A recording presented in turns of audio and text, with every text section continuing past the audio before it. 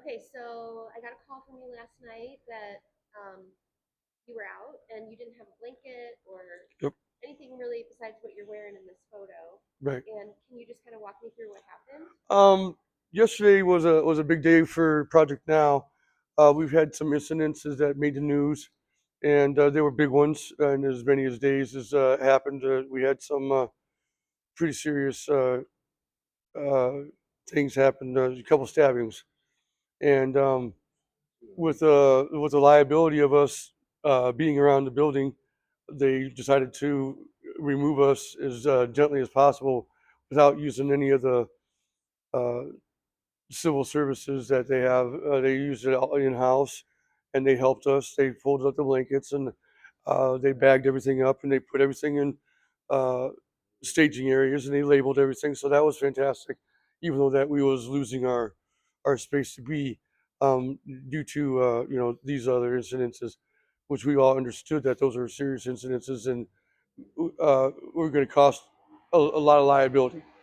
So we get everything in our staging areas, and um, my buddy Chris, which I worked with over in Davenport before being over here in Rock Island, um, we decided that we was going to kind of collaborate together with the things that we know, and we've already been together in the field uh, of this homelessness. Uh, it was in the summertime though, so it was a little easier. But and so he was situated. I had myself situated. Caleb, which is another friend of ours, we have a close, tight knit group of people that help with what they can and how they can with their physical, mental, or PTSDs or what they've gone through. Um, some people just can't do anything because of it's just too much, and other people want to do more than others. So you have to kind of get yourself a good eclectic circle of help. And so I got all my stuff staged with my buddy Chris, and I took off and took care of some personal business. Um, and I had a little rat with me, my dog here, and all of my stuff had dog food in it, pet blankets, um, uh, thermal blankets and stuff like that. Um, and we drove by once, and the police officers were there.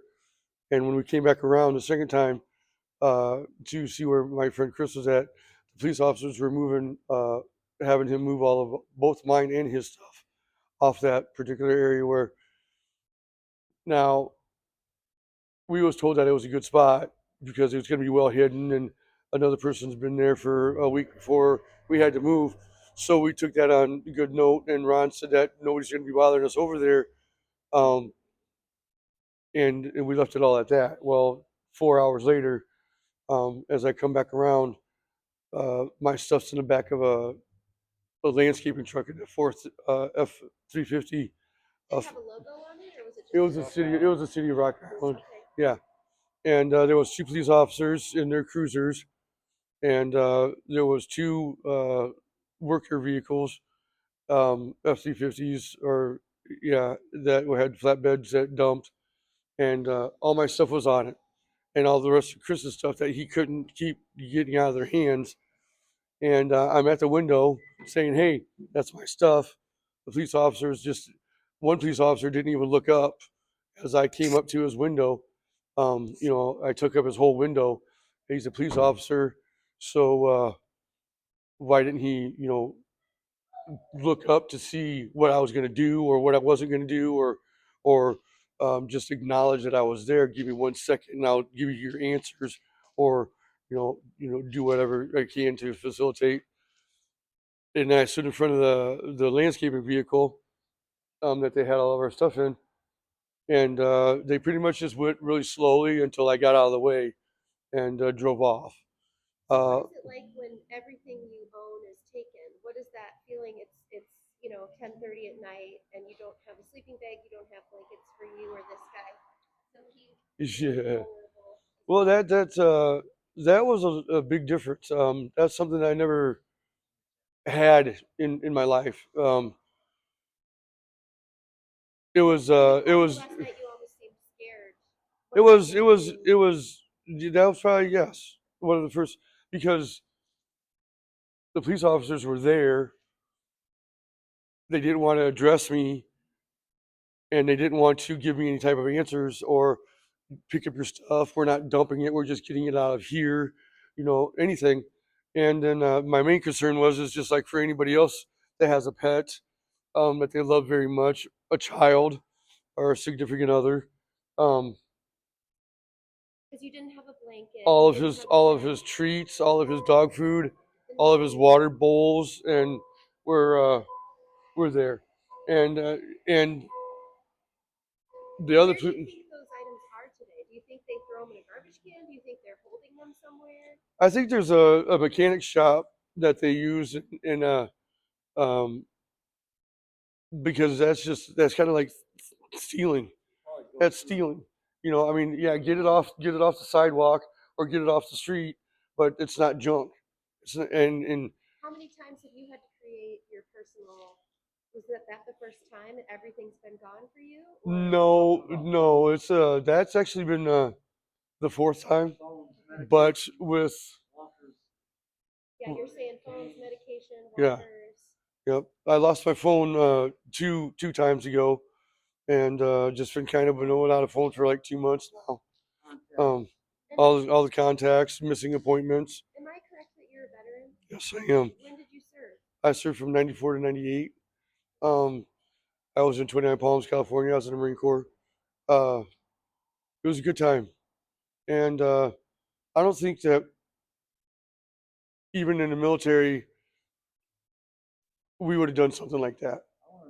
I honestly don't think so. What do you mean? Well, in a time of war and in enemy combatants and stuff like that, there's protocols and how we handle things, and everybody can mess those up too. But I don't think with today, everybody says in today's day and age, things have changed. You got to think of what's what they were thinking about when they made those statements for the future.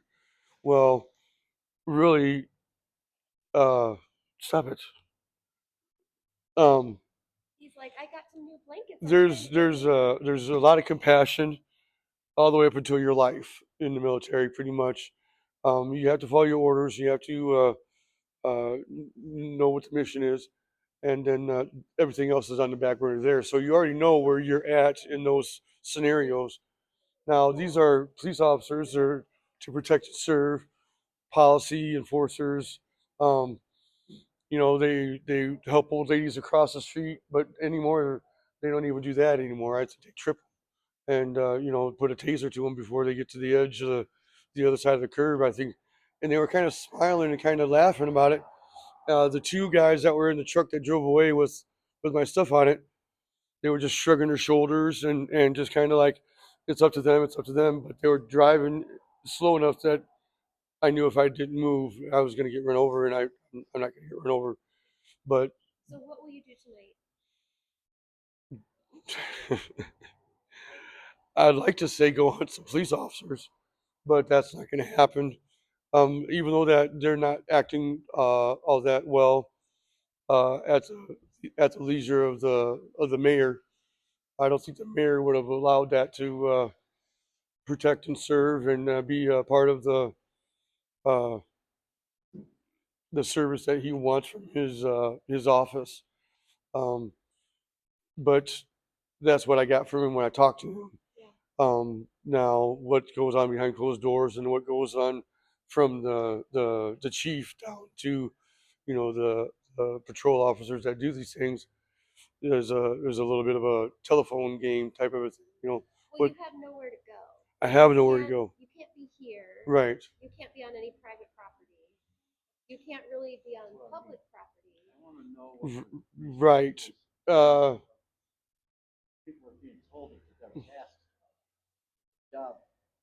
but Yeah. somebody called us and told us that. Right. It does seem like it. It's like it's not. We're sorry to do this anymore. We don't know what you're going through because we're not in that part of our lives yet. Um, or even some people will never get to this point, and I hope they don't. But some people will get to perfect, what they think is perfect life, and then the rug's pulled out from underneath them. Is that what happened to you? In it was a little bit lesser of a rug. I mean, it wasn't as sharp as a rug being pulled out, but it was sharp. It was fast. It took about 3 years, um, but I was in talks and meetings with the Veterans Administrations and the community housing to fix my situation a year and a half ahead of time, Yeah. and they had nothing for me. But now all the pamphlets say that they have out now in the last 3 to 5 years since I started my journey on rectifying it, or I seen the writing on the wall, and then all my services told me that they'd rather have me lose the house that I had, and they meant it because they let it happen. um, and then a handful of years later, on all their pamphlets, they say, "Well, we will save your house," and stuff like that. So that's kind of a kick in the ass to me. They I went there a year and a half ahead of time because I knew what the timing was for what was the issue of losing the house, and then it just compounded and compounded. So, Um, so let's say like you're on private property, they have to move you off, and the police take your stuff. Are they? Is there a system the city could institute where you could recover your stuff that would be helpful? So well, like they your dog food right. and your cell phone and your papers. Like, is there something the city could do to say, we'll keep this for you for 24 hours, for 48 hours, something like that? Well, the officers in my when I just lost the place in July 21st of 2025, um, they were very sympathetic on how it was because I think for some they knew something. I think they knew something, and when people are a little bit more sympathetic than what their job requires them to be, or empathetic, or just a natural reaction because they don't know about it, or but I think they knew something was going on, a bunch of how it was, rolled through. So they were really, trying to talk to my behalf of my person as they seen me, as they interacted with me. I didn't get violent. I didn't get angry. I was upset because you lose all your stuff, then you start getting things back. They're not your things, but then after a while, they are your things. So now you lose those. Now you're losing your things again. Yeah. So do you want to go get more things? You have to. We can't be out in this cold weather. It's minus 3 degrees at night, and it's not getting above freezing temperatures.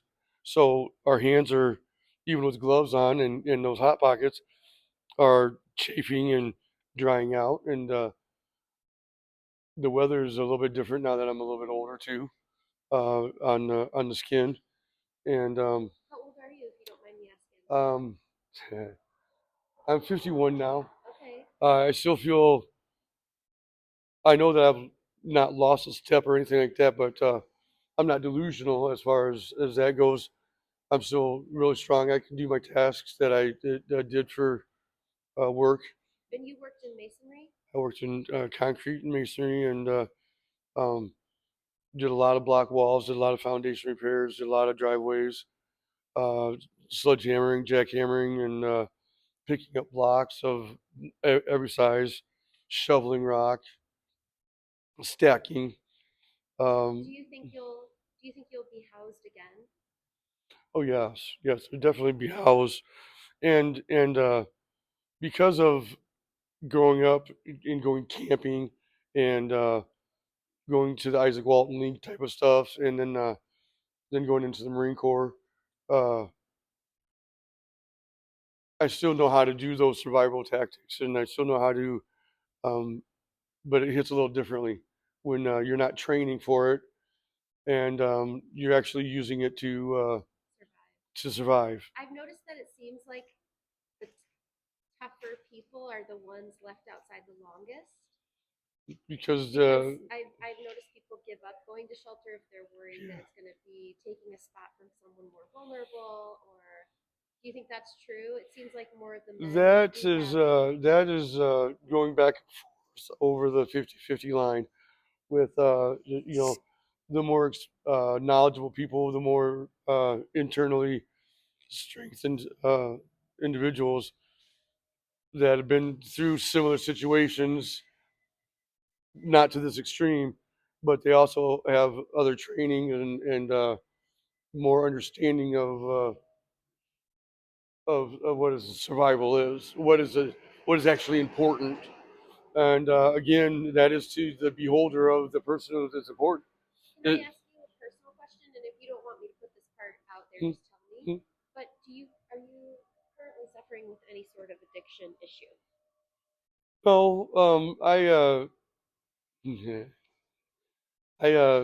I smoke weed and I don't drink. I've had a couple drinks, just as they're passing a bottle around or something like that, but it's never been more than one or two. So would you say that addiction is the reason that you're on the street? No, Okay. no. And and I can, do you want me to keep that part out or Yeah, leave that's it? fine. Yeah. Okay. And what about like mental health? Do you think, because that these are some of the things people say is that, The you're, mental health aspect of it is and to be clear with you, like I have mental health issues, right, so do right. There's a lot many of different millions of layers, Americans. So not to not to stigmatize that, right. but do you There's a think that's lot a of different layers of the component of it? mental health, and Do you think that's a component of it's it for it's you? it's taxing.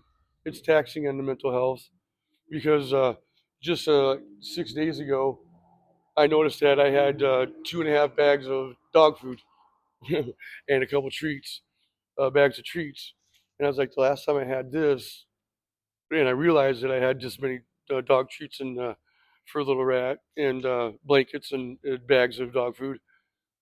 I got evicted, or I got moved on, and I lost it. So I didn't. I'm not saying that that was the measuring stick, but that was shortly after I realized this time. Yeah, I got a lot of dog food. I got a couple, 1 gallon bags and like a full bag of like 17 pounds.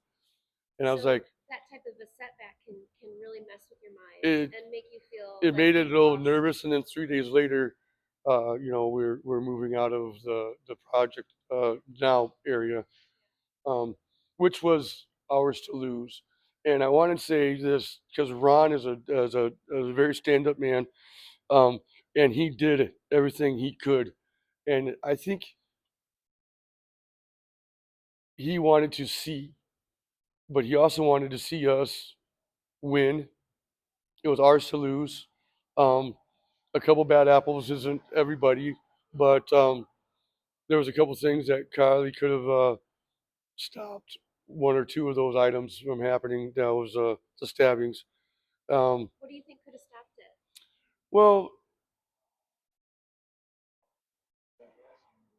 the the young the young man lost his adopted mother from over in Africa. They came to the United States through Manhattan and stuff like that. So, um, and then it got into the Midwest. He's told me a few things that he's traveled, and she's kind of been with him. And then she froze to death on one of the first Cold nights. cold nights that we had, and That's right when um, I met you, Chad. yeah. and that puts a toll on everybody, not alone the adopted son type of aspect of it. Um, the the holidays as they don't know it where they were from in Africa. They know certain things of the United States has this, the United States has this, and they have their own celebrations for the holidays, and I'm sure they miss their families as they passed or they moved away or things like that. What And what every does culture, what does like chronic cold exposure and lack of sleep do to you mentally?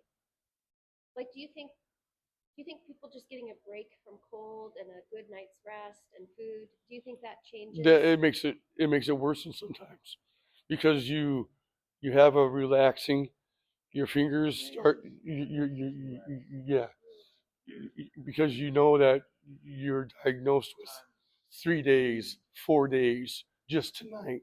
Well, just tonight is tomorrow. Where's tomorrow? Yeah, yeah. So And a I lot of and people online say, people are homeless because they choose to be homeless. there are certain individuals that have, and right, right, and then it's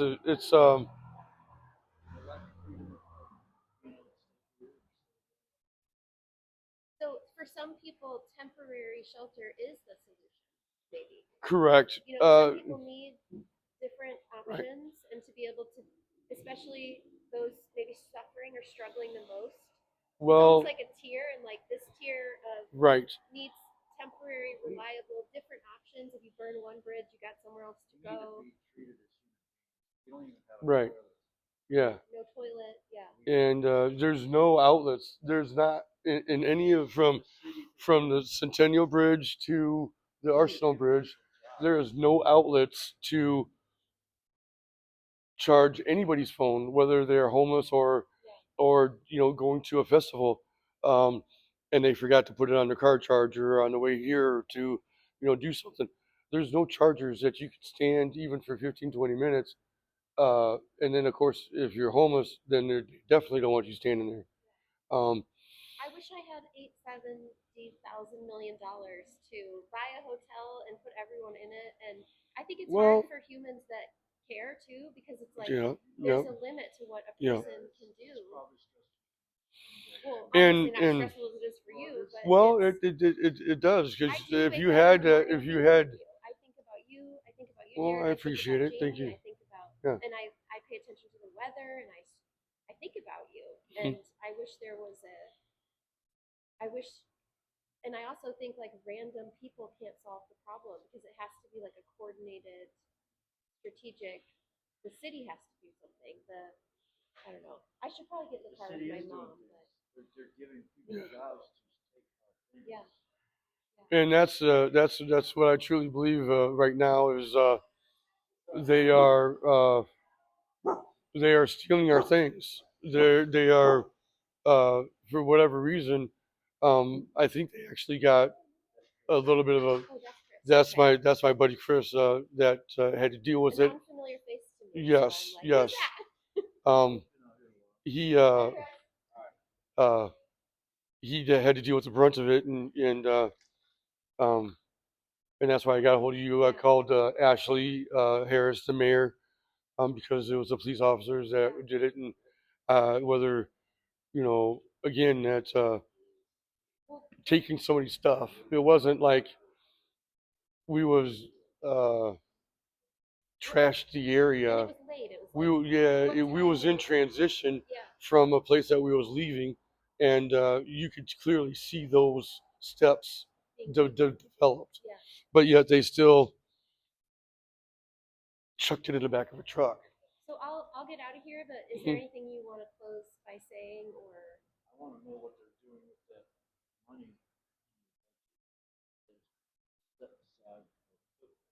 Well, they've got $160,000 for a shelter, and if they don't spend it, Project Now, they have to give it back. Rock Island has $25,000. We don't know what they're doing yet. That's a lot of the misappropriation of funds.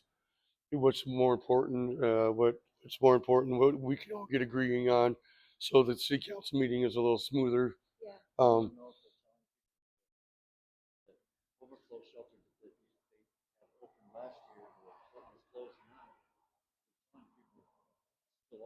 yeah, Yeah. yeah. I think they should maybe not do as harsh as what they did with the Doge, with Elon Musk, with Donald Trump and Elon Musk, but they need to go through and do some fine line items. Yeah. Stop. Oops. You okay? Yeah. And there's days where he's young and spry still. He's 4.5, and then there's days where You can tell that he's sore from shivering. And I've got blankets over the top of him. He's in between my legs. I'm over the top of him. I've opened my jacket up for him. Well, that sleeping bag I brought you is a buddy bag, so two people can sleep in it, or you and little rat can climb in there Yep. together. Yep. So, Oops. Yep. well, I gotta go, but I Yes. am wishing you guys tons of luck. Thank you so And much, thank and you for talking. thank you for sharing being your story. responsive in the way that you were too. And I think this is going to get out there in a manner that is very helpful. Yeah. And I don't want to guilt anybody into anything because we're not asking for any type of guilt or anything because we're just asking. You've seen us in a transition. You've seen where we was cleaned up, and all of us were removed. We had what, 25? Imagine spending a few hours outside. No We had 25, roughly 25 people. tennis shoes, no food, Yeah. Yeah, no gloves. I'll show your shoes. Ah, Tennies, yeah. tennis shoes, no gloves. Yeah. I mean, if everything's taken from us, they want us to use that. I mean, what is their goal? Yeah. Yeah. Why are they? And all the warming centers, they close before it even gets colder. Once the sun goes down, it drops. The temperatures drop. Right. But then, that's at like 7 and 8 o'clock, Yeah. and the bus stations close at 5:30. Most of us are close to death every night. Yeah. So It's freezing. yeah. All right. Well, I'm gonna let you guys Thank you.